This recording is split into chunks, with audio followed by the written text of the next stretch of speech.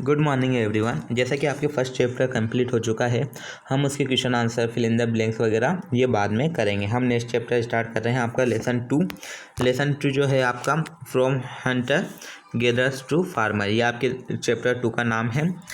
यानी कि इसमें हम पढ़ेंगे कि किस तरह से जो शिकारी मानव होता था, शिकारी जो मानव था संग्रहकर्ता से लेकर हम इसमें किसान तक के बारे में पढ़ेंगे कि कैसे जो शिकारी मानव संग्रह करता था वो किस तरह से किसान बना। यानी कि मानव पहले किस तरह से किसी जानवर का शिकार करते थे, क्या उनकी भोजन सामग्री होती थी, क्या उनके औजार वगैरह होते थे, और फिर किस तरह धीरे धीरे मानव ने कृषि के ओर विकास किया और किस तरह वो फार्मर बना। तो हम आपका चैप्टर 2 स्टार्ट कर रहे हैं। The earliest period in the history of humans when written language had not developed is known as prehistory। यानी कि मनुष्य के इतिहास में सबसे प्रारंभिक काल जब लिखित भाषा का विकसित नहीं हुआ था।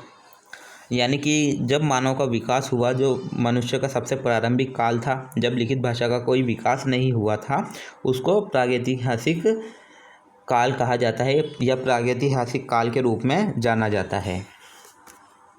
We get all information about this period from fossils, bones, skeleton and artifacts such as tools, cave paintings, pottery etc।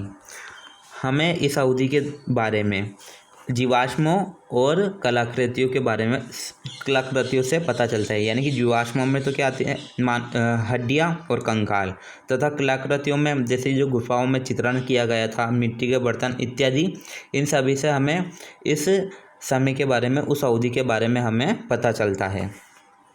However, as no written records or manuscripts of that period are available, our knowledge about it is very limited। हालांकि उस अवधि के बारे में कोई लिखित record या पांडुलिपियाँ उपलब्ध नहीं है, लेकिन इसके बारे में हमारा ज्ञान बहुत सीमित है। यानी कि उस समय के दौरान जब लैंग्वेज का विकास नहीं हुआ था, लिखित भाषा का विकास नहीं हुआ था, तो उस समय के दौरान की हमें कोई पांडुलिपियाँ या रिकॉर्ड नहीं है हमारे पास सिर्फ उस समय का एक सीमित ज्ञान ही मौजूद है।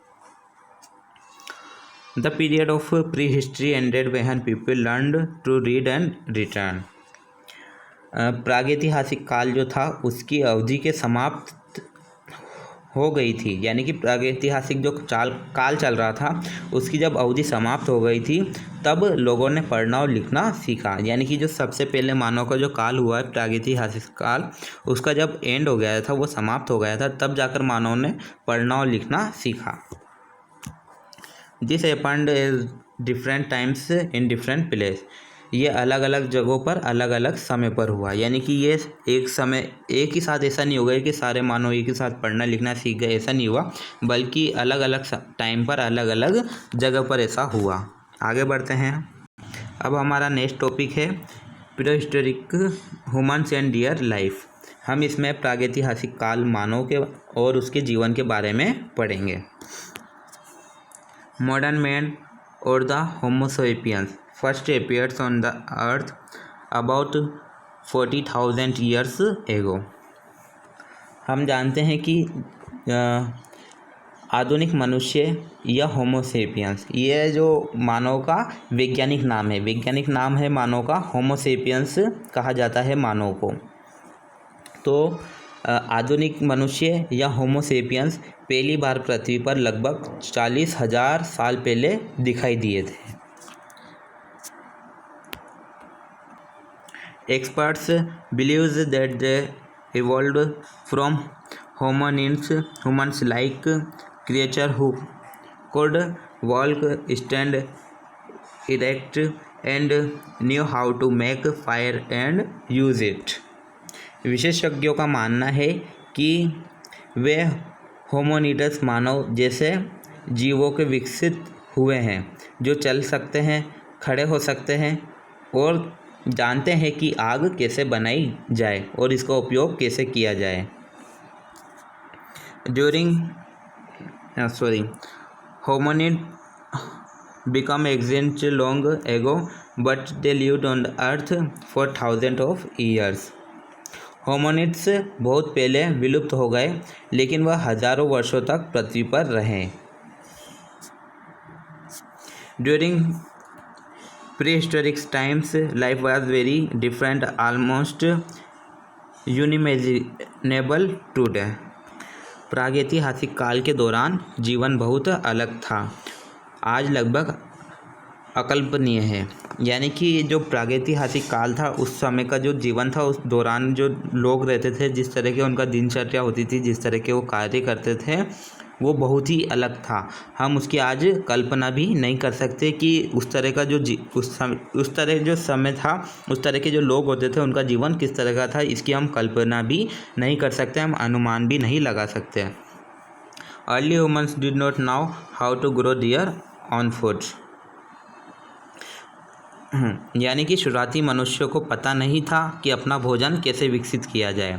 यानी कि जब मानव की उत्पत्ति हुई थी तब मानव को यह पता नहीं था कि अपना भोजन को विकसित किस तरह किया जाए। They had to defend themselves from wild beasts, icy winters, rains and other elements of nature. उन्हें जंगली जानवरों, बर्फीले सर्दियों, बारिश और प्रकृति के अन्य तत्वों से खुद का बचाव करना पड़ा। यानी कि उन्हें पता नहीं था कि जंगलों में जंगली जानवर होते हैं, बर्फीले, और सर्दी किस तरह से होती है, बर्फ़ क्या है, बारिश, और इन सब प्रकृति के तत्वों के बारे में उन्हें पता नहीं था, तो उन्हें इन सब से अपना बचाव करना पड़ा।